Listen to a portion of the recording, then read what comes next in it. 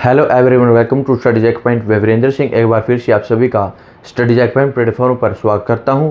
उम्मीद है कि आप सब अच्छे होंगे। आइए हम शुरू करते हैं बायोलॉजी। और बायोलॉजी का जो टॉपिक चला हुआ है वो है ह्यूमन डिसीज, मानव रोग, जिसमें हम आज करेंगे कृमि। तो कृमि को क्या कहते हैं, कृमि कितने प्रकार का है और कृमि पोषण के आधार पर कितने प्रकार का है, कृमि खोज कैसी हुई, कृमि के अध्ययन को क्या कहते हैं, सबसे पहले इसके बारे में करेंगे चर्चा।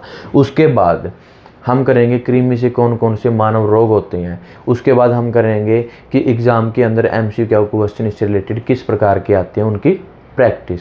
तो ये भी कृमि क्या है, कृमि संक्रमण रोग है, जिसको कम्युनिकेबल डिसीज बोल देते हैं या फिर संचारी रोग बोल देते हैं, इन्फेक्टेड डिसीज बोल देते हैं। सबसे पहले फर्स्ट क्लास में मैंने बताया था जो मानव रोग है बिल्कुल कंप्लीट करेंगे। और मानव रोग कितने प्रकार का होता है उसमें मैंने 3 टाइप का बताया था। 3 टाइप में से हम कर रहे हैं फर्स्ट टाइप संचारी रोग, कम्युनिकेबल डिसीज या इन्फेक्टेड डिसीज, या फिर संक्रामक रोग या संक्रमण रोग जो एक दूसरे से फैलते हैं। तो जैसे कि हमने सबसे पहले बैक्टीरिया, वायरस, प्रोटोजोआ, कवक और कृमि। आज हम करेंगे कृमि। अगर आपने वो लास्ट क्लास नहीं देखी, वो लास्ट क्लास देखी जिससे आपको कम्युनिकेबल डिसीज के बारे में अच्छे से क्या है पता चलेगा और इससे एग्जाम में किस प्रकार के क्वेश्चन आते हैं। तो आइए सबसे पहले कृमि। तो कृमि को क्या कहा जाता है, कृमि को क्या क्या कहते हैं, worm, helminth, plenty helminths, vermin, canker worm, ये सब क्या है कृमि के ही रूप हैं। तो उसके बाद कृमि कैसे होती हैं, कृमि कैसे होती हैं, बिल्कुल लंबे होती हैं, बेलनाकार होती हैं और चपटे आकार के होते हैं। और कैसे होते हैं, बहुकोशिकीय होते हैं और रेंग कर चलते हैं। रेंग कर जैसे क्या है, जैसे स्नेक का वो रेंग कर चलता है, तो इस प्रकार की क्या होती हैं कृमि होती हैं। जैसे मैंने आपको ये चित्र दिखाई दे रहा है। तो ये जो चित्र ये दिखा रखा है ये क्या है, कृमि है। क्या है, ये कीड़ा है। ये किस प्रकार के होते हैं, लंबे होते हैं, बेलनाकार होते हैं, चपटेकार के होते हैं और कैसे होते हैं, बहुकोशिकीय होते हैं। अगर एग्जाम में क्वेश्चन आए तो निम्न में से बताओ कि कृमि किस प्रकार के होते हैं, एक कोशिकीय, बहुकोशिकीय, दोनों या दोनों में से नहीं, या फिर तो इसका मतलब वो क्या है, बहुकोशिकीय होते हैं। उसके बाद इसके अध्ययन को क्या कहते हैं, इसके अध्ययन को हेलमिंथोलॉजी बोल देते हैं। बहुत बार एग्जाम में क्वेश्चन देखने को मिला है। तो कृमि के अध्ययन को क्या कहते हैं, हेलमिंथोलॉजी। उसके बाद प्लेंटी हेलमिंथ नाम किसने दिया, तो प्लेंटी हेलमिंथेज नाम गेगेनबाउर ने 1859 में नाम दिया था। किसका, कृमि को क्या कहते हैं, प्लेंटी हेलमिंथेज भी बोल देते हैं। ये गेगेनबाउर ने नाम दिया था 1859 में। उससे पहले 5000 साल पहले आयुर्वेद में चरक संहिता और सुश्रुत संहिता में इस कृमि से रिलेटेड क्या है वर्णन मिला। और उस आयुर्वेद में क्या है, इस कृमि से रिलेटेड 20 प्रकार के बताए। तो उसके भेद कितने बताए थे, 20 प्रकार के भेद बताए थे। तो यहाँ से क्वेश्चन बन जाता है कि प्लेंटी हेलमिंथ नाम किसने दिया था, गेगेनबाउर ने। या बन जाता है क्वेश्चन इसके अध्ययन को क्या कहते हैं, प्लेंटी हेलमिंथोलॉजी। या फिर आयुर्वेद में किस किस ग्रंथ में देखने को मिलता है, तो चरक संहिता और सुश्रुत संहिता, अष्टांग हृदय भी क्या देखने को मिलता है कृमि से रिलेटेड का वर्णन। और किस प्रकार के कितने प्रकार के वेद बताए थे, 20 वेद बताए थे, जिसमें से रक्तज, पुरुषज, कवच से रिलेटेड क्वेश्चन एग्जाम में देखने को मिलता है। उन 20 वेद में से क्या है, रक्तज, पुरुषज, कवच। तो इसके बारे में हम डिस्कस करेंगे। और कितने वर्गों में बांटा गया है, वो 2 वर्गों में बांटा गया है, अंतरज और क्या बाह्यज। अंतरज का मतलब जो शरीर के अंदर बनते हैं या उत्पन्न होते हैं, पैदा होते हैं। और बाह्यज का मतलब जो बाहर से आने वाले हैं, मतलब बाहर उत्पन्न होते हैं और फिर वो किसी न किसी वजह से शरीर के अंदर चले आ जाते हैं और फिर क्या रोग पैदा करते हैं। तो जितनी डिसीज होगी मानव से, सबसे पहले इनके बारे में डिस्कस करके फिर हम करेंगे मानव डिसीज, मानव को कौन कौन से रोग होते हैं कृमि से।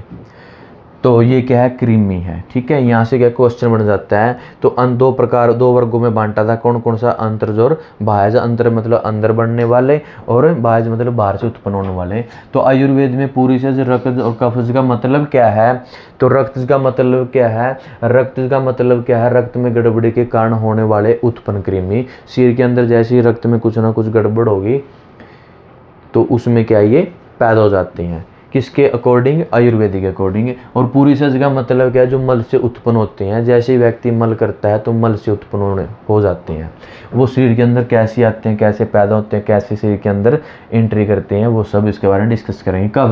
कब्ज का मतलब जो कब्ज दोष होता है उसके कारण क्या है ये उत्पन्न होते हैं। तो क्या पुरीसज रक्त कब्ज इससे रिलेटेड अगर क्वेश्चन आए एग्जाम में तो याद रखना कि रक्तज क्या है। रक्तज का मतलब क्या है, रक्त में पैदा होने के लिए, रक्त में पैदा होना। और कैसे होंगे वो, रक्त के अंदर कुछ ना कुछ प्रॉब्लम या गड़बड़ी होती है। उसके बाद 13वीं शताब्दी में यूरोप में सबसे पहले क्या है, कृमियों को सरीसृपों में हिस्सा माना जाता है, सरीसृप के वर्ग में बांटा गया था, यह सरीसृप माना गया था। एक सरीसृप कैसे होती हैं, जो रेंग कर चलते हैं। और किस प्रकार के होते हैं, उभयचर होते हैं। और कैसे होते हैं, अंडे देने वाले। तो इस श्रेणी में रखा गया था कि इनको, कृमियों को। तो सरीसृप जो रेंग कर चलते हैं, जैसे सांप है, स्नेक है, वो क्या है, रेंग कर चलता है। और दूसरा क्या है, छिपकली है, उभयचर। उभयचर का मतलब क्या है, जो जल में, और दूसरा क्या है, स्थल में रहने वाले जीव होते हैं, उनको क्या कहते हैं, उभयचर बोलते हैं। इनके बारे में हम जैसे जीव के बारे में डिस्कस करेंगे, जीव जंतुओं के बारे में, तो उसमें अच्छे से हम क्या इसको क्लियर करेंगे। उभयचर का मतलब इतना समझिए कि जल में और स्थल दोनों जगह रहने वाले। तो जैसे सांप दोनों जगह रह सकता है, छिपकली भी। और दूसरा क्या, मगरमच्छ होते हैं, वो भी क्या है, उभयचर है। तो ये क्या है, ऐसा हिस्सा माना गया था। तो किस प्रकार के, अंडे देने वाले और उभयचर। उसके बाद जो कृमि है, कृमियों की 5 अवस्थाएं बताई गई हैं। 5 अवस्थाएं, जैसे प्रथम चरण, द्वितीय चरण, और तीसरा और चौथा और पांचवा। जो प्रथम और द्वितीय है, प्रथम क्या है, लार्वा है। द्वितीय चरण जो क्या है, लार्वा का थोड़ा सा विकसित रूप है। और तीसरा चरण है पूर्ण रूप से जो लार्वा विकसित हो जाता है। और वही लार्वा क्या है, ऐसा विकसित हो जाता है कि वो पूर्ण रूप से रोग फैलाने में क्या है, सक्षम है।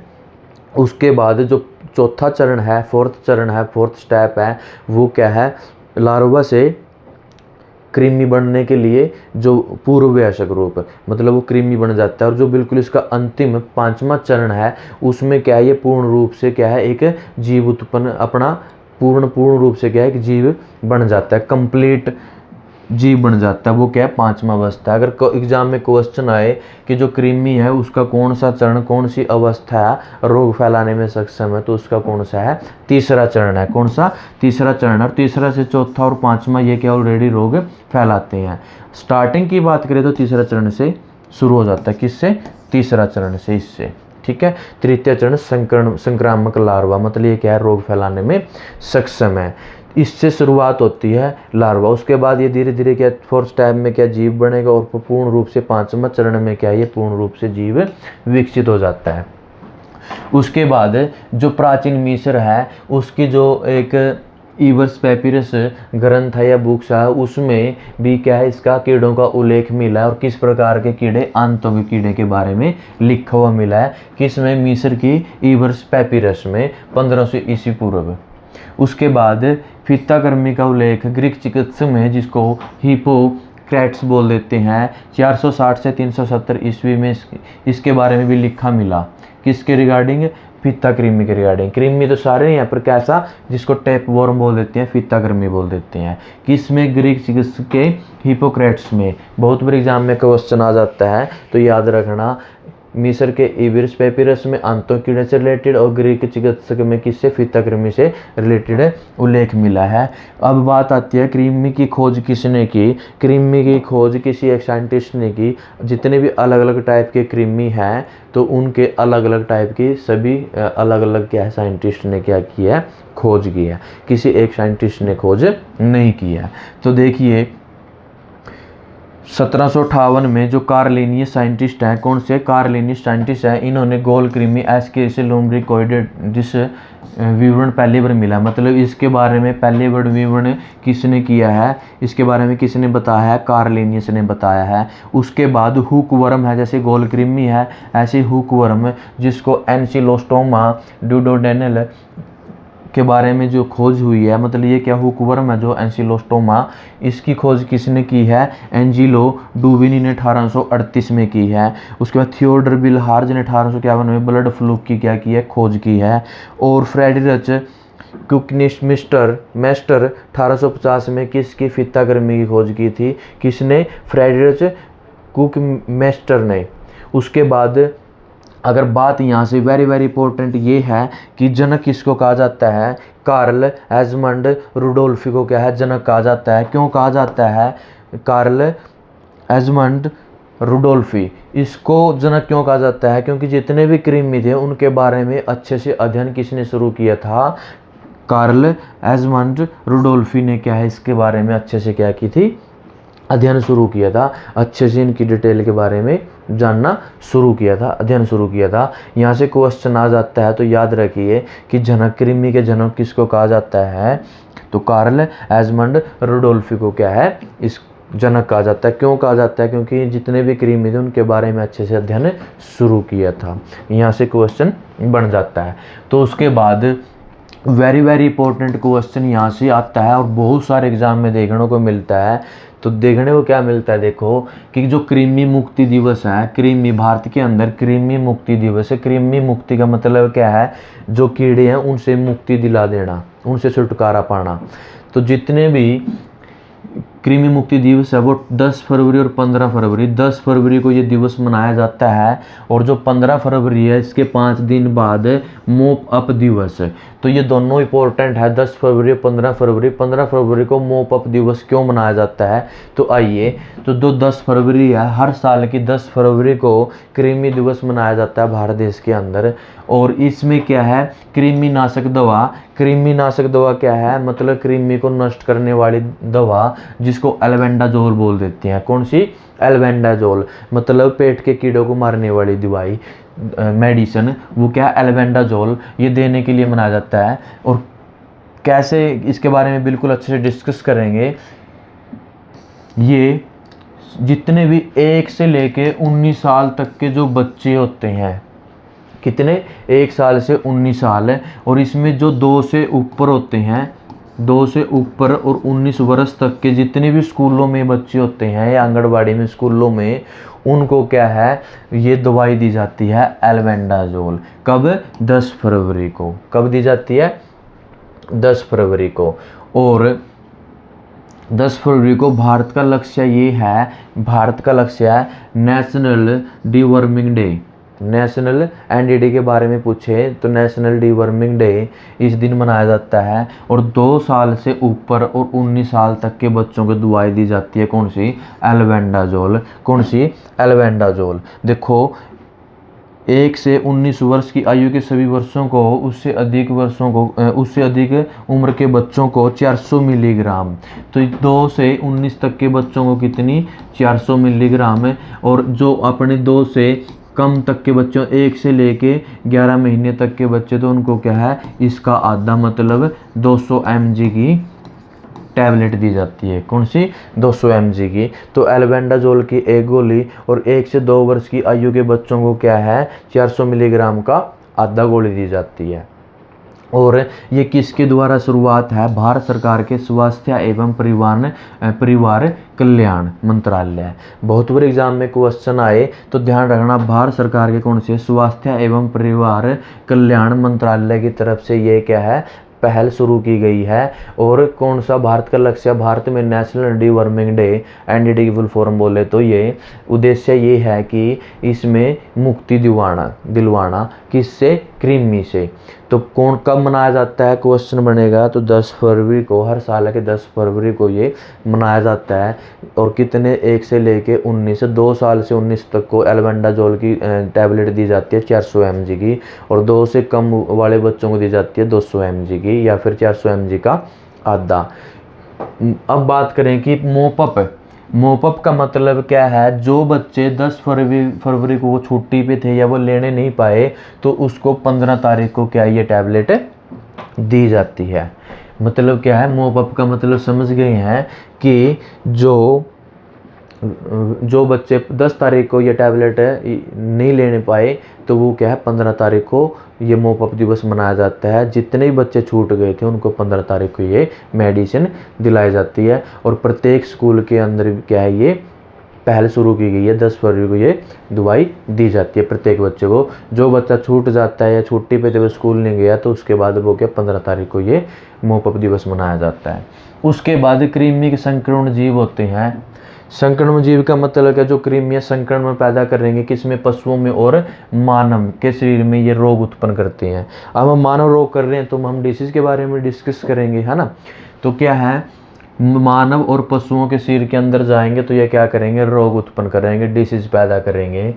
उसके बाद गोल कृमियां चपटे कृमि के परिवार से होते हैं। मतलब ये किस प्रकार के होती हैं, जैसे गोल होते हैं, चपटे होते हैं, बेलनाकार के होते हैं, मैंने बताया था ना।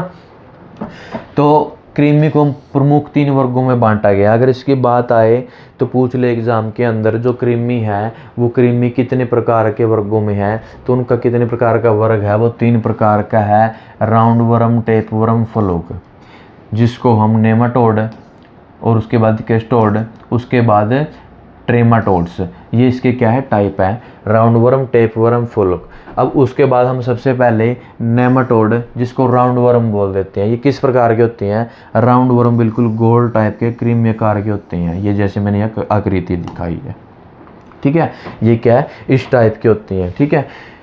इसका उदाहरण है जैसे एस्केरिस, एक क्या है, क्रीमी है, ये कैसा होता है, गोल होता है, ठीक है। और इसी प्रकार हुक वर्म है, वीप वर्म है, और एक है फाइलेरिया वर्म। फाइलेरिया वर्म से ही क्या है, एक हाथी पाँव का रोग होता है। उसके पैर, हाथ पैर क्या होते हैं, सूज जाते हैं जब वो ये क्या नाम क्या है, फाइलेरिया वर्म नाम का क्या है जीव, जब उसकी बॉडी में चला जाता है तो उसके क्या हाथ पैर सूज जाते हैं। हाथी पाँव रोग के बारे में हम अच्छे से बिल्कुल क्लियर डिस्कस करेंगे, और यही क्या एग्जाम के अंदर आने के लिए इंपॉर्टेंट बन जाता है, ठीक है। तो नेमाटोड, जिसको राउंड वर्म, नेमाटोड के बारे में ये इस प्रकार के होते हैं। कैसे होती हैं, गोल कृमि होती हैं। कैसे होती हैं, गोल कृमि होती हैं, और किस टाइप के, धागे जैसी होती हैं, मतलब लंबे होते हैं, धागे जैसी होती हैं, बेलनाकार होते हैं, और बिना खंड, जिसको अनसेगमेंटेड बोल देते हैं, मतलब बिना खंड के होती हैं, इनके कोई अलग से कोई खंड नहीं होते, बिल्कुल एक ही होते हैं, कोई टुकड़ों में नहीं होता ये, ठीक है, बेलनाकार और खंडित नहीं होते। ये देखो, ये इस टाइप के होते हैं। ये क्या, लेटर लाइन है, ये क्या है, फीमेल जेंटिनल अपर्चर, मतलब ये क्या, फीमेल पार्ट है, ठीक है, जननांग बोल देते हैं, जनन अंग बोल देते हैं। ये इसका क्या, माउथ है, ये क्या है, इसका एनस है, ठीक है, ये फीमेल है, ये क्या है, मेल है। ये क्या है, क्लोकल अपर्चर है, ये पेनियल सीटल है, ठीक है, ये इसके क्या टाइप है, इस आकृति के होती हैं, ये नेमाटोड होती हैं, क्रीमी होती हैं। उसके बाद जो इसका दूसरा टाइप है, दूसरा टाइप क्या है, जिसको हम सेस्टोड, ये केस्टोड टेप वर्म बोल देते हैं, जिसको फित्ताकृमि बोल देते हैं। क्या, फित्ताकृमि, ये कैसे होते हैं, चिपटे होते हैं, फित्ते जैसे होते हैं, और खंडित होते हैं। वो जैसे वो कैसे अखंडित थे, ये कैसे खंडित है, कैसे खंडित, सेगमेंटेड टाइप के होते हैं। मुख पर हुक, हुक मतलब हुक वर्म, तो हुक मतलब क्या है, हुक सी लगी होती है इस टाइप की, ठीक है। तो कैसे होती हैं, हुक या सकर होती हैं, जिनसे आंत की दीवारों पर चिपक जाते हैं। जितने भी जीव जंतु हैं, ये जैसे जीव जैसे ये क्या है, फित्ताकृमि शरीर के अंदर एंट्री करेंगे, तो जितनी हमारी इंस्टाटाइन, छोटी बड़ी इंस्टाटाइन होती है, मोस्टली बड़ी आंत होती है जो, उनकी आंतों पे क्या हो जाती हैं, चिपक जाते हैं, और वहीं से क्या, खून वगैरह चूसना शुरू करते हैं। तो इसके बारे में अच्छे से हम क्या करेंगे, डिस्कस करेंगे। तो ये क्या, किस प्रकार के होते हैं, फित्ते जैसे होते हैं, चपटे होते हैं, खंडित होते हैं, और हुक जैसे होते हैं। मुख पर क्या, हुक जैसी दिखाई देंगे, इनके मुख कैसा, हुक जैसा, और ये दीवारों पे चिपकते हैं। पूछ लेते हैं तो क्वेश्चन कैसे, दीवारों पे, जैसे taenia saginata, beef tape worm, ये क्या है, जो गाय होती हैं, गाय में पाया जाता है, ठीक है, बीफ टेप वर्म। और इनकी जो क्या है, 4 से 12 मीटर लंबे हो सकते हैं। कैसे, 4 से लेके 12 मीटर तक लंबे, मतलब लगभग कभी कभी ये 25 मीटर लंबे भी, इतने लंबे होते हैं ये, 25 मीटर लंबे तक।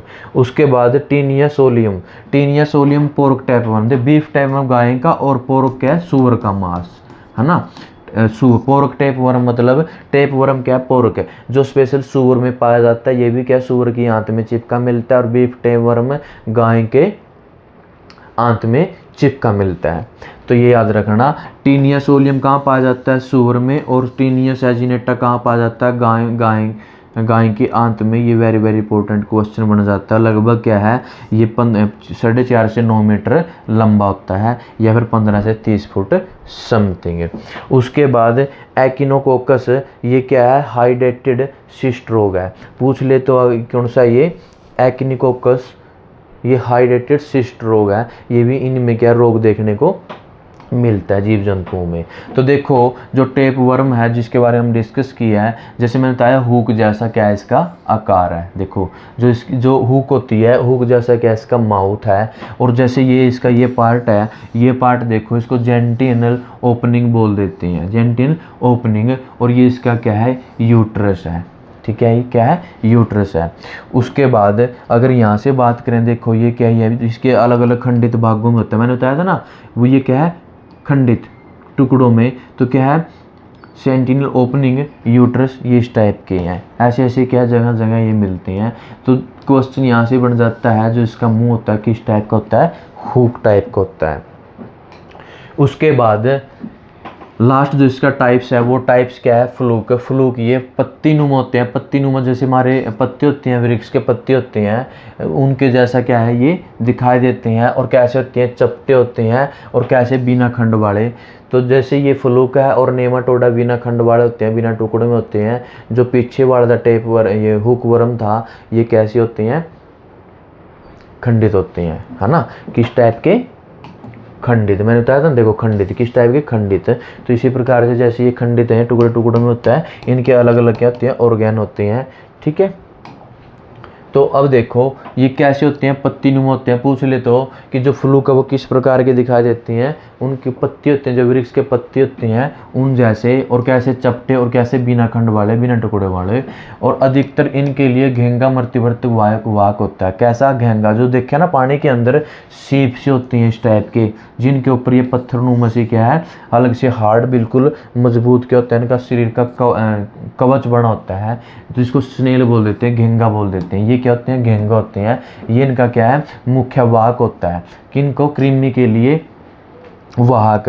वाहक का मतलब ले जाना, एक दूसरे स्थान पर ले जाना, क्या है इनका ये मुख्य वाहक है। जैसे फैसियोला हेपेटिका, ये क्या है, लीवर फ्लूक है, लीवर में पाया जाता है। उसके बाद क्लोरनिक्स, चाइनीज लीवर फ्लूक है। उसके बाद शिस्टोसोमा, ये रक्त फ्लूक है, जो रक्त में पाया जाता है, ये लीवर में पाया जाता है। ठीक है, ये क्या है, ये अलग अलग इसके एग्जाम्पल है, जैसे फैसियोला हिप्टिका लीवर में, उसके बाद क्लोरनिक्स ये क्या है, चाइनीज लीवर फ्लूक में, और शिस्टोसोमा रक्त में।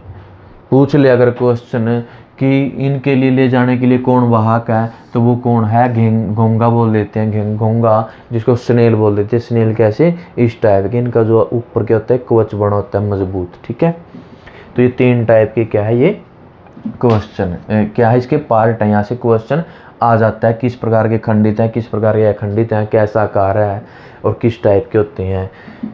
लीवर फ्लूक के देखो ये क्या है, इसका माउथ, ओरल शक्कर, सेरेब्रल क्या है, गैंग्लियन, ये क्या है, ये एक फ्लूक का पूरा आकृति है। और ये क्या है, जो फ्लूक अंडे देता है, ये क्या है, उसका रूप है, उसकी आकृति है। कि इसमें क्या होती है, मेम्ब्रेन थिंकनिक होती है, मेम्ब्रेन होती है, और क्या है, मीरेसिडियम हो देती है।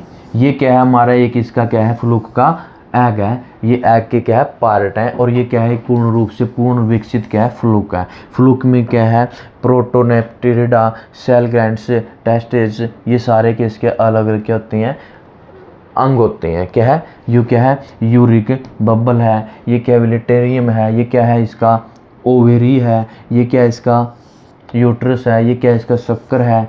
ठीक है, अलग अलग क्या है। और ये कहता है ब्रांचेज ऑफ द इंस्टाटाइन, ये क्या है इसकी, इंस्टाटाइन आंत है, किसकी, फलक की। तो ये भी क्या है, अलग प्रकार से बहुत सारी क्या डिसीज पैदा करता है।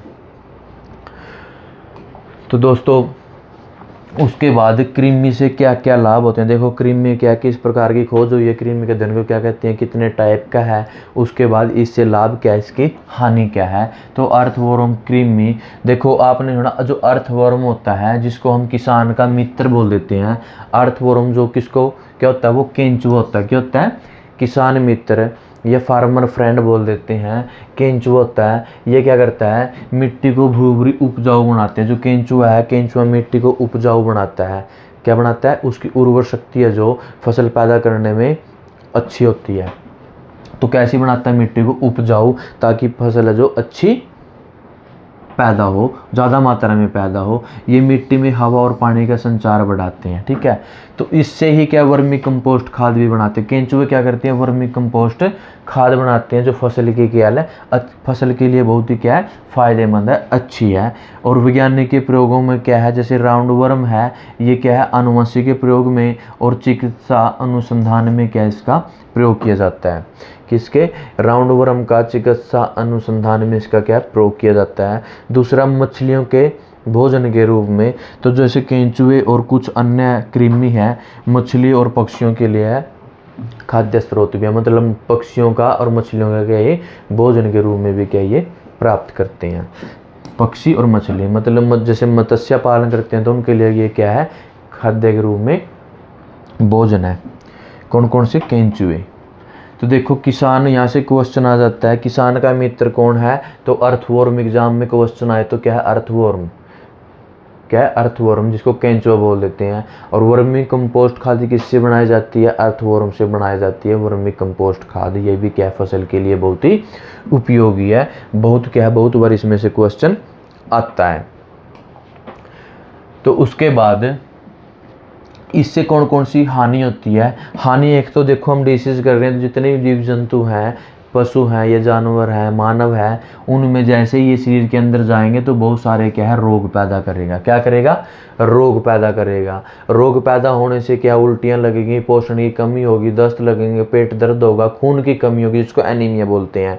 उसके बाद जैसे पिनवर्म है, पिनवर्म भी क्या है, कृमि है। ये जैसे बिल्कुल छोटे बेबी होते हैं, बच्चे होते हैं, उनके गुद्दा के अंदर जैसे ये एंट्री करेंगे, गुद्दे के अंदर चिपकेंगे तो बहुत ज़्यादा चुनचुनाहट होता है, जिससे क्या बच्चा रोता है।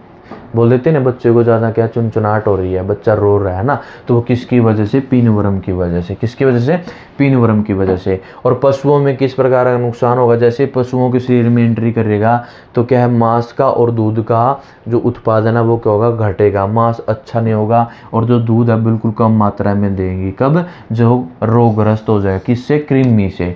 उसके बाद कृमि, नेमाटोड, पौधों की जड़ों में जो कृमि है, किस टाइप के, नेमाटोड टाइप के हैं, वो पौधों की जड़ों में पहुंचते हैं और पौधों की जड़ों को क्या करेंगे, खराब करेंगे, पौधों की जड़ों को नष्ट करेंगे, जिससे क्या है, फसल है, क्योंकि जड़ से ही फसल क्या होती है, मजबूत होती है। जड़ों के सहारे क्या करती है फसल, जो पेड़ पौधे होते हैं, अपना भोजन या जो मिनरल है, तत्व वो लेते हैं। जब ये जड़ों में बैठ जाएंगे कृमि, तो जड़ों को पूर्ण रूप से क्या है, इनको पोषक तत्व भेजने में क्या है, असक्षम हो जाएंगे जड़ें, मतलब जड़ें क्या हो जाएंगी, बिल्कुल ख़राब हो जाएंगी, जिससे पौधे की जो पैदावार है या उसकी लंबाई है, ग्रोथ है, वो बिल्कुल रुक जाएगी, ख़राब हो जाएगा।